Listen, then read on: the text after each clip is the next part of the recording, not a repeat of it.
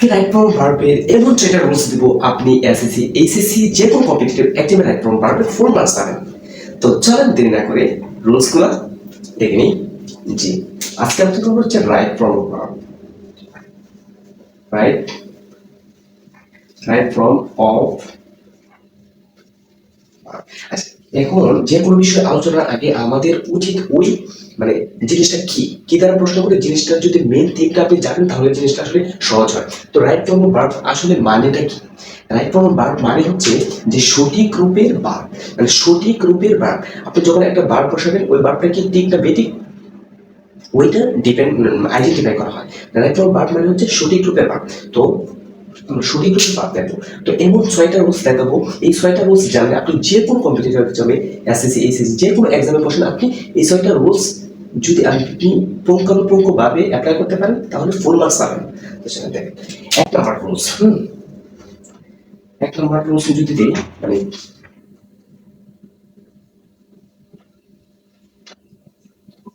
সেন্টেন্সের শুরুতে যদি এরকম গ্যাপ থাকে তাহলে আপনি কি করবেন জানেন? চোখ মুজিয়ে জাস্ট ভার্বের সাথে আইএনজি যুক্ত করে দেবেন। সেন্টেন্সের শুরুতে যদি গ্যাপ থাকে তাহলে ভার্বের বেস ফর্ম প্লাস আইএনজি হবে। ঠিক আছে, দেখেন আমি এটা খারাপ হয়ে যাচ্ছে আইএনজি। এখন দেখেন একটা এক্সাম্পল দিই। ধরেন এখানে একটা গ্যাপ, এখানে একটা ভার্ব দিলাম ওয়াক ইজ গুড,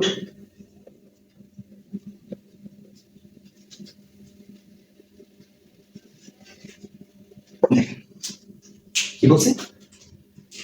সেন্টেন্সের শুরুতে যদি গ্যাপ থাকে তাহলে ভার্বের বেস ফর্মের সাথে আইএনজি যুক্ত করব। এখানে কিন্তু সেন্টেন্স শুরুতে গ্যাপ আছে এন্ড দেন কি আছে? একটা ভার্ব আছে, তাই না? What is a good exercise.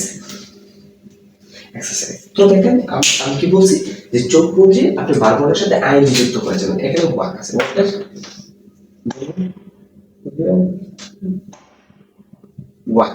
Walking is a good exercise. তো আপনারা একদম প্রাপ্ত হয়ে গেল, এক নাম্বার কারেক্ট। তো সেকেন্ড রুলসটা হচ্ছে যে এরকম, সেকেন্ড রুলসটা হচ্ছে যে কোনো প্রিপোজিশন, আশা করি সবাই প্রিপোজিশন সম্পর্কে অবগত আছেন। যে কোনো প্রিপোজিশনের পরে আপনি ভার্বের বেস ফর্মের সাথে আইএনজি যুক্ত করে দেবেন, এক্সেপ্ট এখানে একটা কন্ডিশন আছে, এক্সেপ্ট টু ব্যতীত আপনি যে কোনো প্রিপোজিশন পাবেন ওইটার পরে যদি ভার্ব বসে সেই ভার্বের সাথে আইএনজি যুক্ত করে দেবেন। ঠিক আছে, তো দেখেন যে কোনো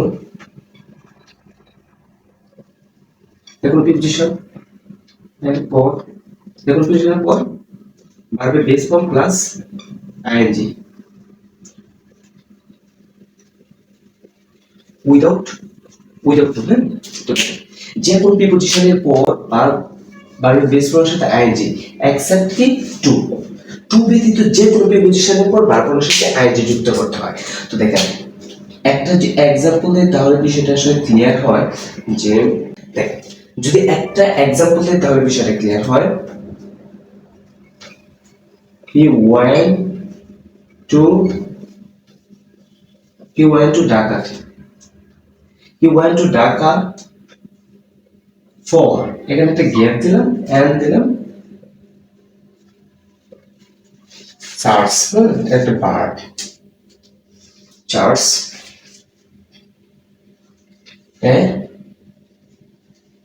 জব। তো দেখেন সেন্টেন্সটা কি লিখছি? হি ওয়েন্ট টু ঢাকা, সে ঢাকা গিয়েছিল ফর জন্য, সার্চ এর জব, একটা জব খোঁজার জন্য সে ঢাকা গিয়েছিল। তো দেখেন আমি কি বলছি যে এই যে ফর একটা প্রিপোজিশন, ফর মানে কি জন্য, ফর একটা প্রিপোজিশন। তো আমি কি বলছি টু ব্যতীত যে কোনো প্রিপোজিশনের পরে যদি ভার্ব থাকে সেই ভার্বের সাথে কি বসে? আইএনজি বসে। তাহলে এখানে চার্জিং এর জব হইল। So he went to Dhaka for charging এর জব। ঠিক আছে, আশা করি বুঝতে পেরেছেন। তো দেখেন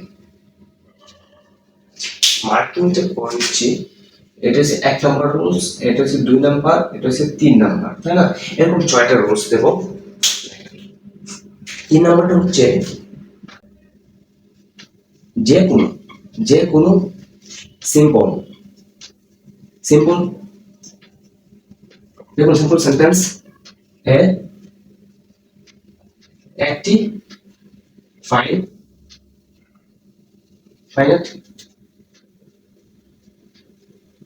বার বসে। তো দেখ কি বলছি, যে কোনো সিম্পল সেন্টেন্সে একটি ফাইনাইট ভার্ব বসে। তো তার মানে কি, একটা সিম্পল সেন্টেন্সে একটি মাত্র ফাইনাইট ভার্ব বসবে, বাকি যত ভার্ব বসবে সেগুলো কি নন ফাইনাইট ভার্ব। তো নন ফাইনাইট ভার্বের রূপ আমরা গত ক্লাসে দেখিয়েছিলাম, তারপর একটু বলে দিচ্ছি। নন ফাইনাইট ভার্বের রূপ হয় এরকম 3টা, যেমন টু প্লাস ভার্বের বেস ফর্ম প্লাস আইএনজি অথবা ভার্বের পার্টিসিপল, এরকম এই 3টা রূপ হয়, ঠিক আছে? Non finite verb. তো আমি কি বলছি, যে কোনো সিম্পল সেন্টেন্সে একটি মাত্র ফাইনাইট ভার্ব হয়, এটা একটা। আমি যদি একটা এক্সাম্পল দেই বিষয়টা ক্লিয়ার হয়, যে এক্সাম্পলটা দেওয়া যায়,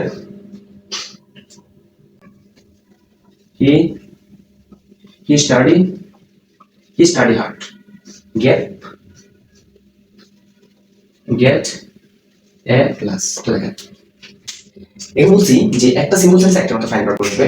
তো হি একটা সাবজেক্ট, স্টাডি মানে অধ্যয়ন করা, হি স্টাডি হার্ড সে কঠোর পরিশ্রম করে। এখানে দেখেন গেট, তো এটা গেটও একটা ভার্ব, গেট মানে কি পাওয়া। তো গেট যেহেতু আমরা একটা ফাইনাল ভার্ব পেয়ে গেছি, তাহলে এরপরে যে ভার্ব থাকবে সেটাকে নন ফাইনাল বানাতে দেবো। নন ফাইনাল বানানো মানে 3টা ওয়ে আছে, একটা হচ্ছে টু প্লাস ভার্বের বেস ফর্ম, ভার্বের বেস ফর্মের সাথে আইএনজি ভার্ব 3। তো এখানে কি করব, টু বসাতে দেবো, টু প্লাস গেট। হ্যাঁ, আচ্ছা হয়ে গেল। যেমন he study hard to get A plus. তো আশা করি বুঝতে পেরেছেন। তো যেমন now day by day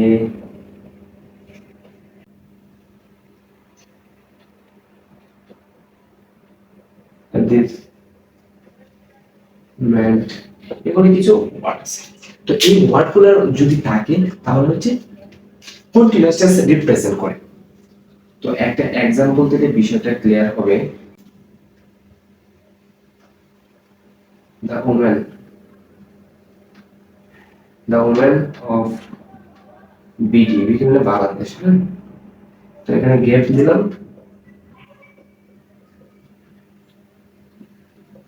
develop. The women of Bangladesh develop day by day। তো দেখেন এখানে কি বলছি, কিছু now, day by day, at this moment, এইগুলো যদি থাকে তাহলে হচ্ছে কন্ট্রাস্ট। দেখেন বাংলাদেশে দ্য ওমেন অফ বাংলাদেশে women is DEVELOPING developing day by day. বাংলাদেশের জনগণ দিন দিন উন্নত, বাংলাদেশের উন্নয়নটা দিন দিন উন্নয়ন করছে, এরকম। এখন 5 নম্বর রুলসটা দেখবো, যে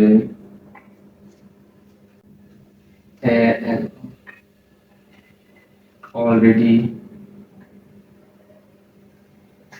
CENTL recently at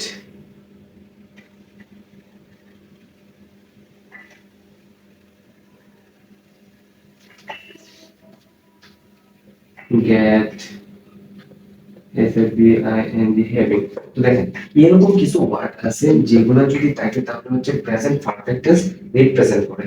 যদি একটা আমরা एग्जांपल দেই তাহলে আসলে বিষয়টা ক্লিয়ার হয়। he already, তো এখানে একটা gave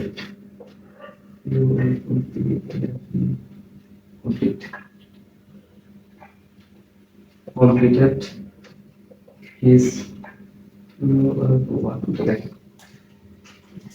আমরা কি বলছি যে এই ওয়ার্ডগুলো যদি থাকে অলরেডি, রিসেন্টলি এট, গেট, হ্যাভিং, এরকম কিছু ওয়ার্ড আছে এগুলো যদি থাকে তাহলে হচ্ছে আপনি কি করবেন, যেমন অলরেডি, তো already present perfect tense, present perfect টেন্সের ক্ষেত্রে হ্যাভ অথবা হ্যাজ বুঝে, যেহেতু এখানে হি আছে দ্যাটস ওয়াই এখানে হ্যাজ হবে, ঠিক আছে, হ্যাজ কমপ্লিটেড। আশা করি বুঝতে পেরেছেন। তো 6 নম্বর রুলস, সর্বশেষ রুলসটা হচ্ছে 6 নম্বর রুলস। তো দেখেন, সাবজেক্ট এস অ্যাক্টিভ হলে ভার্ব হবে, ভার্ব হবে যে ভার্ব ওয়ান অথবা ভার্ব টু এরকম হবে। আর যদি পেসিভ হয়, তাহলে কি হবে হচ্ছে be verb plus B three plus participle. তো দেখেন বিষয়টা যদি এক্সাম্পল আকারে আমরা ক্লিয়ার করি তাহলে হচ্ছে সহজ হয়। হি গেট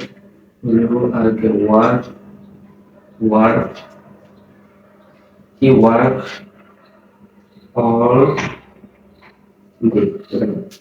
এখানে যেহেতু হিটা হচ্ছে অ্যাক্টিভ সাবজেক্ট, আর এটা হচ্ছে সাবজেক্টে অ্যাক্টিভ হলে ভার্ব ওয়ান বা টু হতে পারে। তো অ্যাক্টিভ, এখানে অতীত নির্দেশক কোনো ওয়ার্ড নেই, দ্যাটস এখানে হচ্ছে প্রেজেন্ট হবে। প্রেজেন্ট হলে কি হবে, word, W R K S, যেহেতু সাবজেক্ট আত্মসংখ্যা হবে দ্যাটস ভার্বতে এস যুক্ত হয়েছে। তো এখন আরেকটা एग्जांपल যদি এখানে দেই আমরা, যে পেসিভের ক্ষেত্রে, এই যে পেসিভ যদি সাবজেক্ট পেসিভ হয়, দা তাজমহল, তাজ দা তাজমহল বিল্ড, হ্যাঁ, তো এখান থেকে বিল্ড নির্মাণ করা হয়েছিল মেনি ইয়ার্স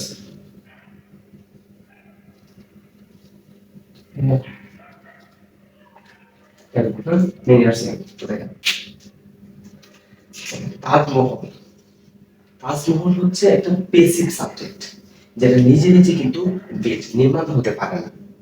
তো দ্যাটস একটা পেসিভ সাবজেক্ট। পেসিভ সাবজেক্টের মধ্যে কি বলছিলাম, বি ভার্বের টি নাম্বার ফর্ম, যেহেতু এখানে গো মেনি ইয়ার্স এগো, তাহলে ফার্স্ট টেন্স, তাহলে অস হবে, অস বিল্ড, এর ফার্স্ট ফর্ম কি build, B U I L, কি বিল্ড, অস বিল্ড নির্মাণ হয়েছিল মেনি ইয়ার্স এগো। আশা করি বুঝতে পেরেছেন। এই ছয়টা রুলস যদি আপনি আয়ত্ত করতে পারেন, আপনি একদম ভার্বের ফুল মার্কস পাবেন। তো বেস্ট অফ লাক, সবাই আল্লাহ হাফেজ।